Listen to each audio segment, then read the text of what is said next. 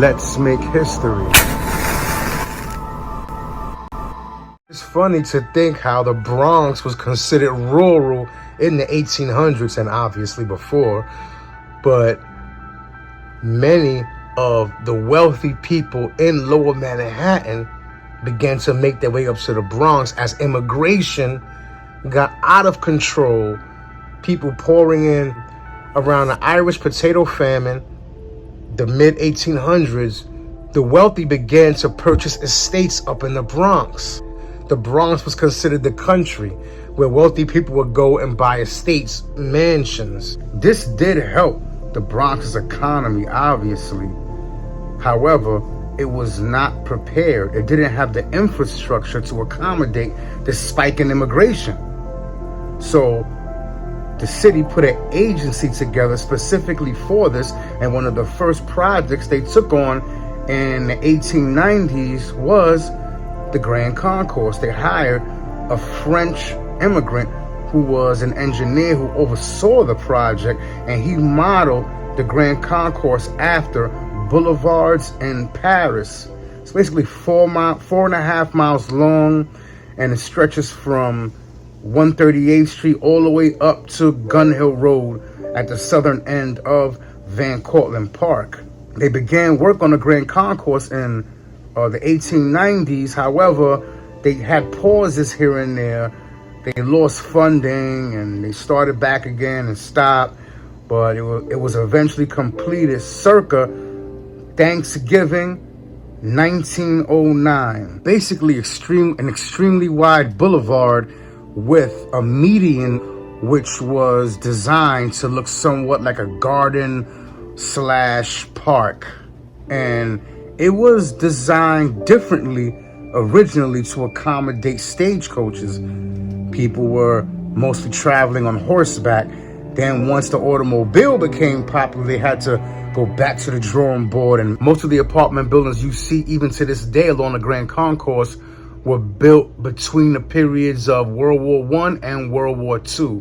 Before that, it was just dotted with Victorian-style homes here and there. Economically, the country on the whole was just suffering, and the Bronx saw the brunt of that. The Bronx got the worst of that, and this is what happened in the 70s. Many landlords who were unable to raise their rents due to laws, they chose to let their property fall into disarray and sometimes even burn their property down many times.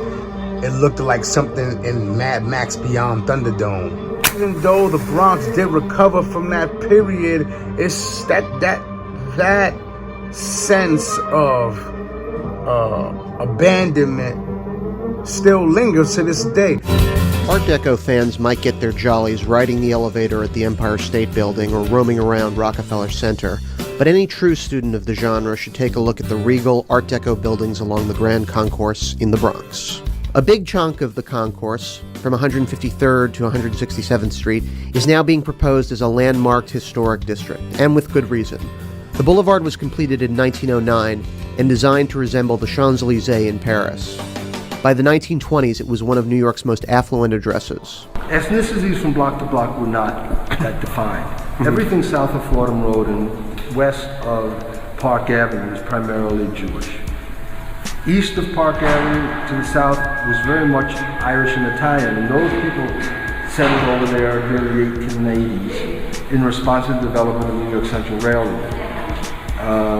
This area settled a little later. Architects like Emery Roth, who designed the San Remo and the El Dorado, took a stab at the concourse. Roth designed this building, 888 Grand Concourse on 161st Street, and if you look inside, you can still see all the Art Deco touches. 888 is right across the street from the Bronx Civil Court, itself an Art Deco jewel built in the 1930s by Max Housel and Joseph Friedlander. They filmed the the last Bourne movie with Joan Allen using the rotunda of the building as a substitute for the Senate.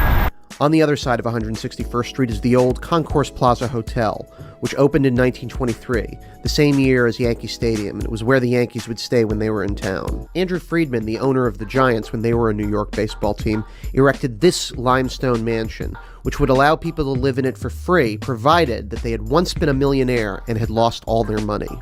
But it is still in the Art Deco apartment buildings that the neighborhood truly excels.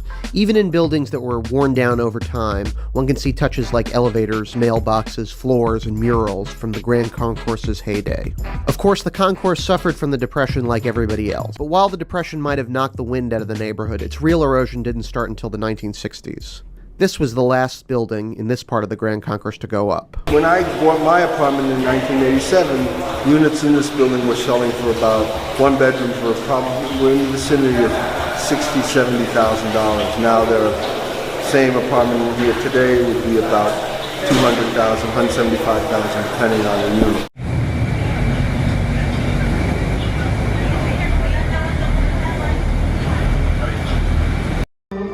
Leave your thoughts in the comments. Don't forget to hit that like button. Subscribe to Will Flores TV on YouTube. Follow me on Instagram, TikTok, and X.